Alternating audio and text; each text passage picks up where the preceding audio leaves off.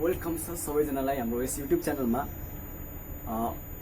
आज हामी कक्षा 10 को भौतिक विज्ञानमा आधारित रहेर भौतिक विज्ञानको तेस्रो च्याप्टर ऊर्जा है, ऊर्जा इनर्जी एउटा दुईवटा टपिक लिएर आज पनि हामी तपाईहरु सामु उपस्थित भइसकेका छौं। र आजको यस कक्षामा यस क्लासमा है खण्ड यस अध्यायमा हामी दुईवटा टपिक अध्ययन गर्छौं। र आजको टपिक रहेको छ जैविक ऊर्जा बायोफ्युल अथवा बायोमास ऊर्जा है। अनि अर्को छ नाभिकीय ऊर्जा अर्थात् न्युक्लियर इनर्जी है, न्युक्लियर ऊर्जा भनेर भन्नेछौँ। के तपाईलाई थाहा छ कि बायोमास अर्थात् जैविक ऊर्जा भनेको के हो है? अनि गोबर ग्यास कसरी उत्पादन हुन्छ? गोबर ग्यास वास्तवमा कस्तो प्रकारको ऊर्जा हो त? ठीक छ, अर्थात् काठका टुक्रा छलीहरू भए है, भुस छ, परालहरू छ, यिनीहरूलाई हामीले कसरी ऊर्जाको रूपमा प्रयोग गर्न सक्छौँ? यो कुरा थाहा छ तपाईहरुलाई? थाहा छैन भने चिन्ता नगर्नुस्, हामी यही सिक्नेछौँ आज। र अर्को कुरा के छ भन्दा न्युक्लियर इनर्जी अर्थात् त्यसमा हामी अध्ययन गर्छौँ कि न्युक्लियर रिएक्सनको बारेमा, जसमा न्युक्लियर फ्युजन अर्थात् नाभिकीय संयोजन छ अनि अर्को नाभिकीय विच्छेदन छ है। न्युक्लियर फ्युजन र न्युक्लियर फिसन, यो दुईवटाको बारेमा चाहिँ हामी बुझ्नेछौँ, उहाँहरूसँग अध्ययन गर्छौँ। अर्थात् सूर्यमा चाहिँ त्यति धेरै इनर्जी कहाँबाट आयो त वास्तवमा है? सूर्यमा त्यति धेरै इनर्जी कहाँबाट आयो? अर्थात् विभिन्न अन्य ताराहरू छन् हाम्रो यो ग्यालेक्सी अर्थात् युनिभर्समा होइन, ब्रह्माण्डमा ताराहरू छन्, तिनीहरूमा चाहिँ त्यति धेरै मात्रामा अत्यधिक इनर्जी चाहिँ कहाँबाट प्राप्त हुन्छ त? त्यो कुरा चाहिँ हामीले वास्तवमा यो कक्षामा हामीले बुझ्नेछौँ है। अनि जो यो नाभिकीय ऊर्जा छ, न्युक्लियर ऊर्जा, यसको बारेमा यसलाई हामी वैकल्पिक ऊर्जाको रूपमा पनि प्रयोग गर्न सक्छौँ। र यसलाई कसरी प्रयोग गर्न सक्छौँ है? हाइड्रोजन बम बन्ने एउटा रिएक्सन प्रतिक्रिया, त्यो पनि हामी बुझ्नेछौँ यहाँ। ठिक छ, अब सुरु गरौँ पहिलो टपिक जैविक ऊर्जाबाट है। जैविक ऊर्जा जसलाई बायोफ्युल है अर्थात् बायोमास ऊर्जा, बायोमास फ्युल और बायोमास इनर्जी पनि भनेर भन्नेछौँ। र जैविक ऊर्जा भन्न बित्तिकै हामी के बुझ्न सक्छौँ भने जैविक अर्थात् जीवसँग सम्बन्धित हुन्छ भनेर बुझ्न सक्छौँ है। जीव प्लस जैविक हुन्छ, हामी सबैलाई थाहा छ। अर्थात् जीव जनावर अर्थात् वनस्पतिहरूबाट प्राप्त गर्न सकिने ऊर्जा वास्तवमा जैविक ऊर्जा हो है। अब त्यसलाई पनि हामी कसरी परिभाषित गर्छौँ भने सुरुमा हामी जैविक ऊर्जालाई परिभाषित गर्नुभन्दा अगाडि जो बायोमास छ त्यसलाई हेरिहाल्न आवश्यक छ। बायोमास भनेको के हो त वास्तवमा? बायोमास है काठको धुलो, काठका टुक्रा, छाली है, अनि भुस भयो, ठिक छ, अनि पराल भयो हो। यस्तै जो वनस्पतिहरूका विभिन्न भागहरू छन्, तिनीहरूको भागहरूलाई, विभिन्न वनस्पतिका भागहरूलाई खाँदेर अर्थात्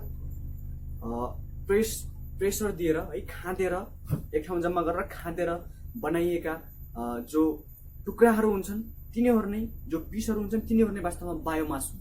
ठिक छ, ती बायोमास हुन् र त्यस्ता बायोमासबाट प्राप्त हुने ऊर्जा नै बायोमास ऊर्जा हो है। यो भयो वनस्पतिहरूसँग सम्बन्धित मात्रै छ। अब थोरै यसमा केही कुरा जोड्न सक्छौँ हामीले कि जनावरको गोबर, ठिक छ, गोबर अथवा मल नै नभनौँ, गोबर भनौँ है। अब हामी जाउँ कि जैविक ऊर्जामा। जैविक ऊर्जा भनेको के हो त? वनस्पतिहरूको विभिन्न भागहरू अर्थात् बायोमास र है, ध्यान दिनुहोस् यसमा, वनस्पतिहरूको विभिन्न भागहरू र जसलाई हामी बायोमास भन्न सक्छौँ है। बायोमास र जनावरहरूको गोबरबाट प्राप्त गर्न सकिने जुन ऊर्जा हुन्छ त्यसलाई हामी जैविक ऊर्जा भन्नेछौँ। ठिक छ, सजिलो छ, गाह्रो छैन। विज्ञान भन्ने कुरो जो हाम्रो वरिपरिको कुरा हो त्यसलाई हामीले अध्ययन गर्ने मात्रै हो, थोरै अवलोकन गर्ने हो, थोरै गहन भएर बुझ्ने मात्रै हो। ठिक छ, बायोमास अर्थात् वनस्पतिहरूको विभिन्न भागहरू र जनावरहरूको गोबरबाट प्राप्त गर्न सकिने ऊर्जा नै वास्तवमा बायोमास ऊर्जा अर्थात् जैविक ऊर्जा हो है, बायोफ्युल हो। ठिक छ, यो कुरा छ। अब यो बायोफ्युलको कुरा गर्छौँ भने यो एउटा नवीकरणीय ऊर्जा हो है। नवीकरणीय ऊर्जा हो जसलाई हामी पुनः सजिलै होइन थोरै समयमा नै बनाउन सक्छौँ है। अनि यसको कुरा गर्छौँ भने यो चाहिँ एउटा वैकल्पिक ऊर्जाको रूपमा चाहिँ हामी प्रयोग गर्न सक्छौँ। ठिक छ।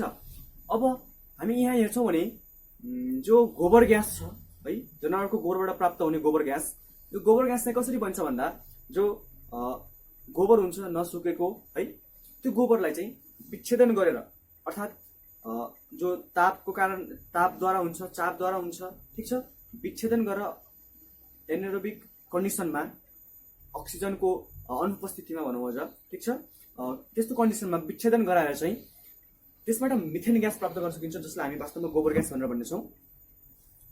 मिथेन ग्यास उत्पादन हुन्छ र त्यसमा चाहिँ साइड प्रोडक्टको रूपमा अर्थात् त्यो सँगसँगै उत्पादन हुने ग्यासहरू भनेको कार्बन डाइअक्साइड छ एउटा, अनि सँगसँगै गएर H2S अर्थात् हाइड्रोजन सल्फाइड है, यो दुईवटा ग्यासहरू पनि बाई प्रोडक्टको रूपमा चाहिँ उत्पादन भइरहेको हुन्छ। ठिक छ।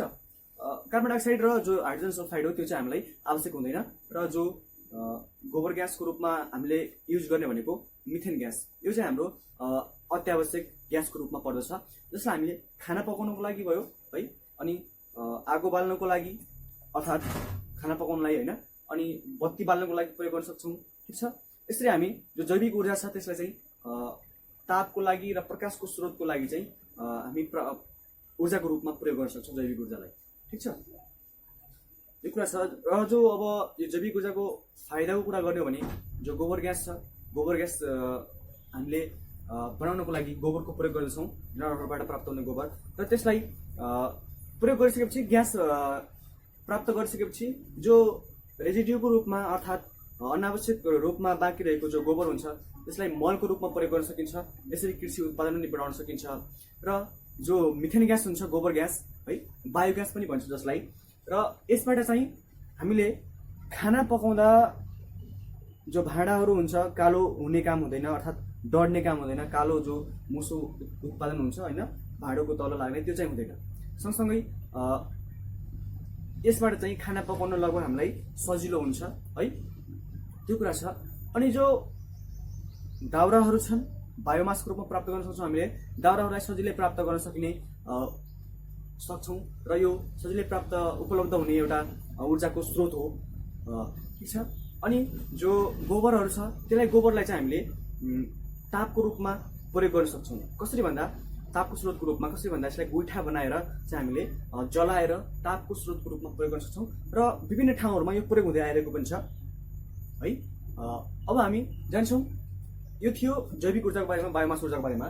अब हामी जान्छौँ जो नाभिकीय ऊर्जा छ, न्युक्लियर ऊर्जा, यसको बारेमा हेरौँ। नाभिकीय ऊर्जा है, न्युक्लियर इनर्जी। न्युक्लियर इनर्जी भन्ने बित्तिकै हामीले खासमा नाभिकीय अर्थात् नेपालीमा होइन, न्युक्लियर इङ्ग्लिस, न्युक्लियससँग सम्बन्धित हुन्छ। नाभिकीय ऊर्जा भनेको अर्थात् न्युक्लियर इन्धन भनेको के हो त्यो बुझिहालौँ पहिले। न्युक्लियर फ्युल है, कि कुनै रासायनिक प्रतिक्रियाद्वारा है, न्युक्लियर प्रतिक्रियाद्वारा भन्नुभयो, न्युक्लियर प्रतिक्रियाद्वारा ठुलो मात्रामा है, ठुलो मात्रामा चाहिँ जो ऊर्जा हुन्छ है, न्युक्लियर प्रतिक्रिया गरेर ठुलो मात्रामा ऊर्जा उत्पादन गर्न सक्ने जो तत्त्व हुन्छ त्यसलाई चाहिँ न्युक्लियर इन्धन है, न्युक्लियर इन्धन भनेर चाहिँ भनिन्छ, न्युक्लियर फ्युल भनिन्छ। र त्यसैबाट प्राप्त हुने जो ऊर्जा हुन्छ त्यसलाई न्युक्लियर इनर्जी अर्थात् न्युक्लियर ऊर्जा, नाभिकीय ऊर्जा भनेर भन्ने गर्दछौँ। ठिक छ। यो चाहिँ विशेष यसलाई हामी हेर्छौँ भने विशेष गरेर दुईवटा रिएक्सनबाट प्राप्त गर्न सकिन्छ। एउटा छ न्युक्लियर फ्युजन है, अर्थात् नाभिकीय संयोजन भन्ने हुन्छ, र अर्को छ न्युक्लियर फिसन, नाभिकीय विच्छेदन। ठिक छ।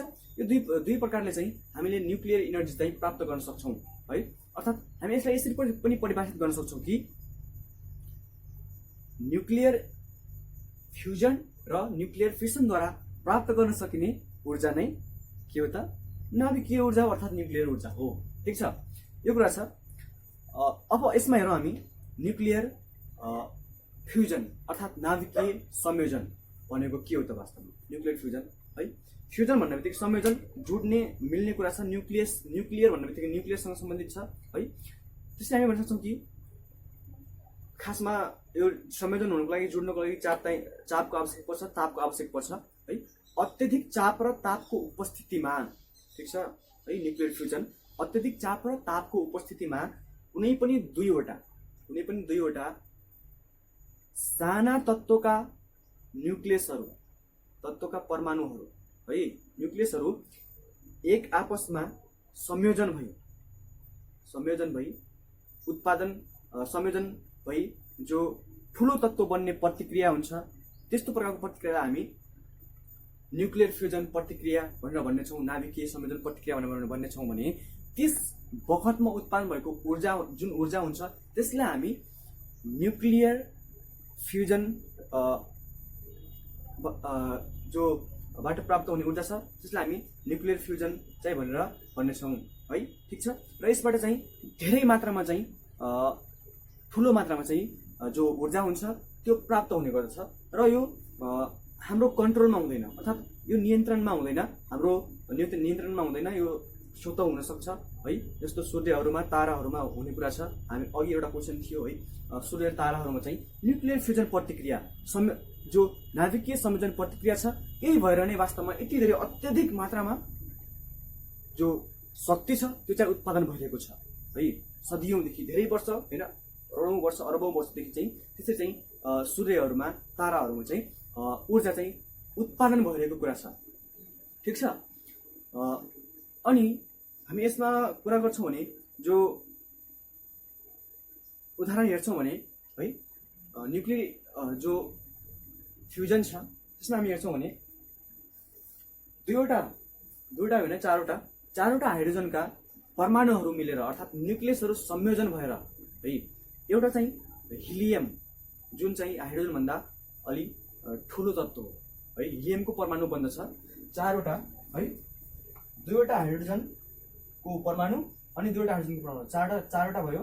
चारवटा हाइड्रोजनको परमाणु मिलेर चाहिँ यो फ्युजन भएर, ठिक छ, फ्युजन भएर चाहिँ एउटा हिलियमको परमाणु बन्दछ जसमा चाहिँ दुईवटा इलेक्ट्रोनहरू निक्लिने हुन्छ। फेरि यसले चाहिँ रिएक्सन गरेर यसमा अन्य जो हाइड्रोजनको परमाणु हुन्छ तिनीहरूसँग रिएक्सन गरेर चाहिँ फेरि हिलियमको परमाणु बनाउँदछ।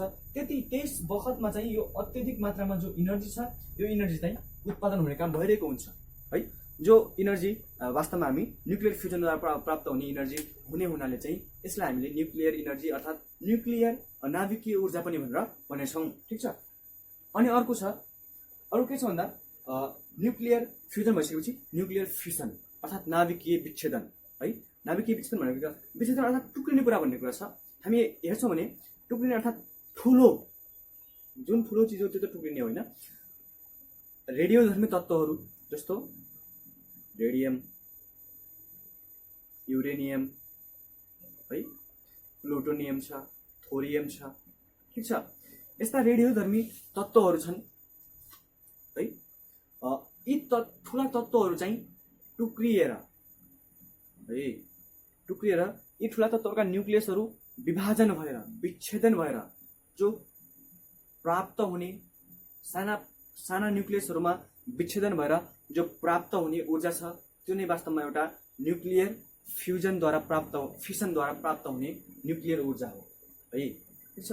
अर्थात् न्युक्लियर फिसन भनेको चाहिँ के हो भन्दा ठुला रेडियोधर्मी तत्त्वहरू चाहिँ तत्त्वका न्युक्लियसहरू विच्छेदन भएर साना तत्त्वका तत्त्वका परमाणुहरूमा विच्छेदन हुने अर्थात् साना तत्त्वका न्युक्लियसहरू बन्ने जो प्रतिक्रिया छ, रासायनिक प्रतिक्रिया अर्थात् न्युक्लियर रिएक्सन, न्युक्लियर प्रतिक्रिया, त्यसैलाई नै हामी न्युक्लियर फिसन प्रतिक्रिया भनेर भन्नेछौँ। ठिक छ। यस बखतमा चाहिँ ठुलो मात्रामा, अत्यधिक मात्रामा चाहिँ जो न्युक्लियर शक्ति हुन्छ, इनर्जी हुन्छ, त्यो चाहिँ उत्पादन हुने काम भइरहेको हुन्छ। र जो फिसनको कुरा थियो अघि है, फ्युजनको कुरा थोरै छुटेको छ। के भन्दा जो हाइड्रोजन बम छ, हाइड्रोजन बम पनि वास्तवमा न्युक्लियर फ्युजन रिएक्सनमा नै आधारित हुन्छ है। न्युक्लियर फ्युजन रिएक्सन जो छ कि साना तत्त्वका परमाणुहरू संयोजन भएर है, फ्युजनको कुरा गर्दा साना तत्त्वका परमाणु न्युक्लियसहरू संयोजन भएर ठुलो तत्त्वको परमाणु अर्थात् न्युक्लियस बन्ने जो प्रतिक्रिया छ त्यही प्रतिक्रियामा आधारित भएर चाहिँ हाइड्रोजन बम बन्ने चाहिँ गर्दछ भने जो हाइड्रोजन बम छ त्यो एटम बम भन्दा पनि अत्यधिक मात्रामा चाहिँ शक्तिशाली हुन्छ है, धेरै शक्तिशाली हुन्छ, अर्थात् धेरै इनर्जी चाहिँ उत्पादन भइरहेको हुन्छ। हामी यसमा हेर्छौँ भने जो अब फ्युसनको कुरा गर्दै थियौँ, न्युक्लियर फ्युसनको कुरा, यसमा हेर्छौँ भने के छ भन्दा ठुलो तत्त्वका रेडियोधर्मी हुन्छन्, जो रेडियो एक्टिभ हुन्छन्, तिनीहरू चाहिँ रेडियो एक्टिभ अर्थात् अस्थिर भन्न सकिन्छ है, ठिक छ, अर्थात् टुक्रिन सक्छन्, उनीहरू सजिलै होइन टुक्रिरहेका हुन्छन्, अर्थात् न्युक्लियस जो न्युक्लियसभित्र रहेको न्युट्रोन हुन्छ तिनीहरूलाई बाहिर फ्याँक्ने काम भइरहेको हुन्छ तिनीहरूद्वारा, अर्थात् साना साना तत्त्वका परमाणुहरूमा चाहिँ विच्छेदन भइरहेको हुन्छ। त्यस्ता जो तत्त्वहरू छन् तिनी तत्त्वहरू चाहिँ विच्छेदन हुँदा जो उत्पादन हुने इनर्जी हो त्यो चाहिँ न्युक्लियर इनर्जी हो एक प्रकारको, जुन चाहिँ फिसन प्रतिक्रियाद्वारा हुने गर्दछ हामीले भनेर भनिसकेका छौँ। र जो यो फिसन प्रतिक्रिया छ यसको उदाहरण हेर्छौँ भने हाम्रो 92 अर्थात् 92 पारमाणविक सङ्ख्या भएको तत्त्व युरेनियम है। युरेनियम चाहिँ युरेनियमलाई एउटा सुस्त न्युट्रोन है, एउटा सुस्त न्युट्रोनले हिर्काउँदा एउटा युरेनियमको परमाणु छ, त्यसलाई चाहिँ सुस्त न्युट्रोनले हिर्काउँदा चाहिँ है त्यो चाहिँ बेरियम र क्रिप्टनमा चाहिँ टुक्रिन जान्छ, विच्छेदन जान्छ, जसमा 3वटा जो न्युट्रोनहरू हुन्छन् तिनीहरू चाहिँ अलग्गिएर अर्थात् गुमाउन जान्छ है। र त्यस बखतमा थोरै पिण्ड चाहिँ नाश हुन जान्छ, अर्थात् गुमाउन जान्छ, हराउन जान्छ है। त्यही जो हराएको पिण्ड छ त्यही पिण्डबाट चाहिँ के हुन्छ त शक्ति उत्पादन हुन्छ, अपार शक्ति, बहुत धेरै है। त्यही नाश भएको पिण्डबाट चाहिँ अत्यधिक मात्रामा शक्ति उत्पादन हुने गर्दछ, ठिक छ। र यो जो शक्ति उत्पादन हुने कति मात्रामा शक्ति उत्पादन हुन्छ त, इनर्जी उत्पादन हुन्छ त, उत्पन्न हुन्छ त, त्यो कुरा चाहिँ हाम्रो जो विज्ञानका पिता छन् है, विज्ञानका पिता फादर अफ साइन्स भनेर भन्न सक्छौँ, अल्बर्ट आइन्स्टाइनको मास इनर्जी रिलेसन, अर्थात् पिण्ड शक्तिको सम्बन्धबाट चाहिँ प्रष्ट हुन्छ, अर्थात् पत्ता लगाउन सकिन्छ कि कति मात्रामा चाहिँ इनर्जी उत्पादन भएको छ भन्ने कुरा है। Delta E equals to delta MC square. यहाँ हेर्छौँ भने यो ई अर्थात् डेल्टा ई होइन, ई भनेको चाहिँ वास्तवमा इनर्जी हो, उत्पन्न हुने इनर्जी अर्थात् उत्पन्न हुने शक्ति हो भने जो याम छ यो चाहिँ नाश भएको पिण्ड हो है। अनि गएर यो सी भनेको चाहिँ वास्तवमा के हो भन्दा हामी सबैलाई थाहा छ सी भनेको फिजिक्समा स्मल सीले चाहिँ शून्य अर्थात् भ्याक्युममा प्रकाशको गतिलाई जनाउने गर्दछ है, जो चाहिँ 3.0 इन्टु 10⁸ मिटर पर सेकेन्ड हुन्छ है। शून्यमा भ्याक्युममा प्रकाशको गति यो हामी सबैलाई थाहा भएको कुरा हो। 3 लगभग करिब होइन 2.98 है इन्टु 10⁸ मिटर पर सेकेन्ड है। यो चाहिँ जो प्रकाश छ प्रकाशको गति हो शून्यमा, शून्य अर्थात् भ्याक्युममा है, भ्याक्युममा, ठिक छ। यो रिलेसनबाट चाहिँ हामीले कति मात्रामा उक्त प्रतिक्रियाद्वारा अर्थात् न्युक्लियर फिसन प्रतिक्रियाद्वारा कति मात्रामा चाहिँ शक्ति उत्पादन हुन्छ भन्ने कुरा हामीले भन्न सक्छौँ है। यो कुरा जो न्युक्लियर रिएक्सनहरू छन्, न्युक्लियर प्रतिक्रियाहरू छन्, तिनीहरू चाहिँ न्युक्लियर पावर प्लान्टहरूमा सञ्चालन गर्ने गरिन्छ है। न्युक्लियर ठुला पावर प्लान्टहरू हुन्छन्, विभिन्न धनी देशहरूले काम गर्छन् है, यसमा चाहिँ अत्यधिक मात्रामा लागत खर्च लाग्छ। त्यस्ता न्युक्लियर पावर प्लान्टहरूमा न्युक्लियर इनर्जी उत्पादन गरिन्छ न्युक्लियर रिएक्सनद्वारा, र त्यसबाट जो उत्पादन हुने शक्ति छ त्यसबाट ताप शक्ति है, त्यो ताप शक्तिले वास्प इन्जिनहरू चाहिँ सञ्चालन गरिन्छ है, विभिन्न ठुला वास्प इन्जिनहरू सञ्चालन गरिन्छ। र त्यो वास्प इन्जिनको मद्दतले हामी विद्युत पनि उत्पादन गर्न सक्छौँ है। विद्युत पनि उत्पादन भइरहेको हुन्छ जुन चाहिँ जेनेरेटरलाई सञ्चालन गरेर गर्न सकिन्छ, र यो हजारौँ मात्रामा चाहिँ विद्युत उत्पादन गर्नको लागि एउटा वैकल्पिक स्रोत हो, ऊर्जाको स्रोत हो है। यो कुरा छ। हामी यहाँ हेर्छौँ भने जो एउटा युरेनियम छ, युरेनियम 235 335 92 नम्बरको पारमाणविक सङ्ख्या है। युरेनियमलाई एउटा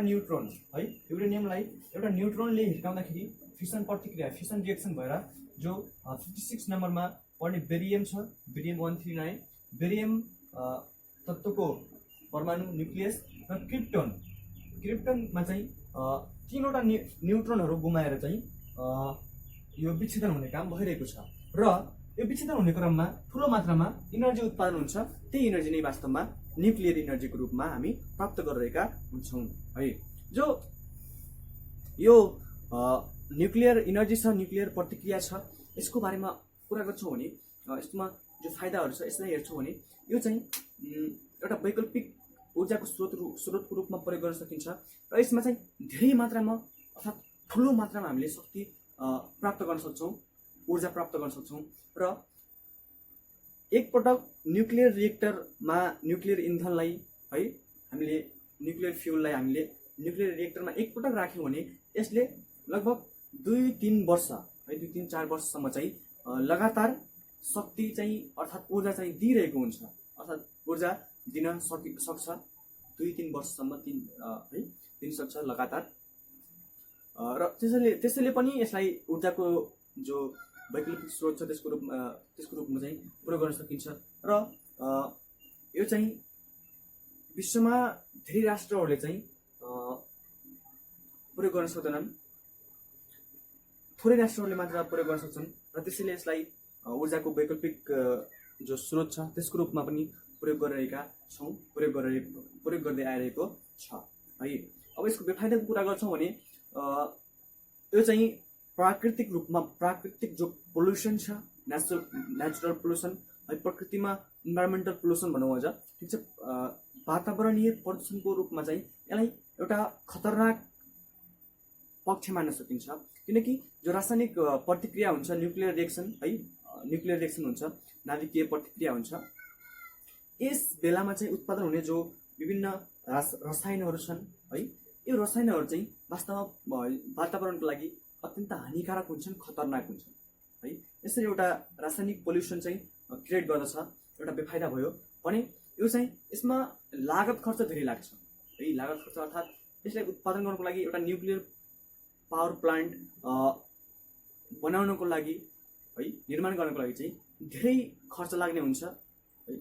जुन एउटा ठुलो एउटा कुनै बस्तीदेखि धेरै टाढा, सहरदेखि धेरै टाढा है छुट्टै ठाउँमा बनाउनु पर्ने हुन्छ, किनकि जो हानिकारक रसायनहरू हुन्छ तिनीहरूले असर नगरून् भनेर है, ठिक छ। अनि त्यसै कारणले गर्दा यो महँगो हुनाले गर्दा चाहिँ धेरै राष्ट्रहरूले चाहिँ यसलाई अर्थात् गरिब राष्ट्रहरूले चाहिँ यसलाई अफोर्ड गर्न सक्दैनन्, अर्थात् बनाउन सक्दैनन्, निर्माण गर्न सक्दैनन् है। अनि जो यो रासायनिक प्रतिक्रिया हुन्छ, न्युक्लियर रिएक्सन हुन्छ, त्योबाट उत्पादन हुने जो फोहोर छ है, फोहोर, रासायनिक फोहोर भनौँ अझ, यो चाहिँ हानिकारक हुन्छ र यसलाई जहाँ तहीँ चाहिँ हामी विच्छेदन गर्न सक्दैनौँ है, अर्थात् जहाँ तहीँ फ्याँक्न चाहिँ हामी सक्दैनौँ। यिनी चाहिँ वास्तवमा जो यो हाम्रो न्युक्लियर इनर्जी छ, न्युक्लियर नाभिकीय ऊर्जा छ, यो चाहिँ उत्पादनको क्रममा देखा पर्न सक्ने जो समस्याहरू हुन्, बेफाइदाहरू हुन्, त्यो चाहिँ हामी प्रष्ट भइसकेका छौँ। यिनी चाहिँ बेफाइदाहरू चाहिँ भित्र चाहिँ पर्दछन् है। फाइदा सँगसँगै बेफाइदा पनि छन्, ठिक छ। अब यो जो जैविक ऊर्जा छ अनि बायोमास ऊर्जा, जसलाई बायोमास ऊर्जा अथवा जैविक ऊर्जा भन्दा हामी पढ्यौँ, र नाभिकीय ऊर्जा न्युक्लियर इनर्जी, न्युक्लियर ऊर्जा छ, यो जोडेको बारेमा हामीले पढिसकेका छौँ, ठिक छ। लगभग प्रश्न पनि भयो होला, हामीलाई थाहा भइसकेको छ है विभिन्न कुराहरू जो मैले अगाडि क्वेसन गरेको थिएँ। र आजको यो जो कक्षा छ है, यसलाई हामी, यो क्लास छ, यसलाई हामी यही समाप्त गर्दछौँ र अन्य क्लासहरू नछुटाइकन हेर्नको लागि भिडियोलाई लाइक गर्नुहोस् है, नछुटाइकन हेर्नको लागि खासमा हाम्रो जो च्यानल छ त्यसलाई सब्सक्राइब गर्नुहोस् है, ठिक छ। च्यानल सब्सक्राइब गर्नुहोस् अनि बेल आइकन थिच्नु नभुल्नु होला, त्यसमा अल हुन्छ, अलमा ठिक छ क्लिक गर्ने है, टच गर्ने, क्लिक गर्ने, अनि पछि जो हामी अन्य भिडियोहरू तपाईँहरूलाई हामी युट्युबमा राखिरहेका हुन्छौँ त्यो चाहिँ तपाईँहरूलाई नोटिफिकेसनको रूपमा चाहिँ आइरहेको हुन्छ र तपाईँहरूलाई जानकारी हुन्छ र सजिलैसँग त्यसलाई हेर्न सक्नुहुन्छ, आफ्नो ज्ञान बढाउन सक्नुहुन्छ है। अझ ज्ञान बढाउनु छ भने साथीहरूसँग सेयर गर्नुहोस्, भिडियो लाइक गर्नुहोस्, जस्तो आफूलाई लाग्छ त्यो प्रतिक्रिया जनाउनुहोस्, प्रतिक्रियाको लागि कमेन्ट गर्नुहोस् है। यति भन्नु छ।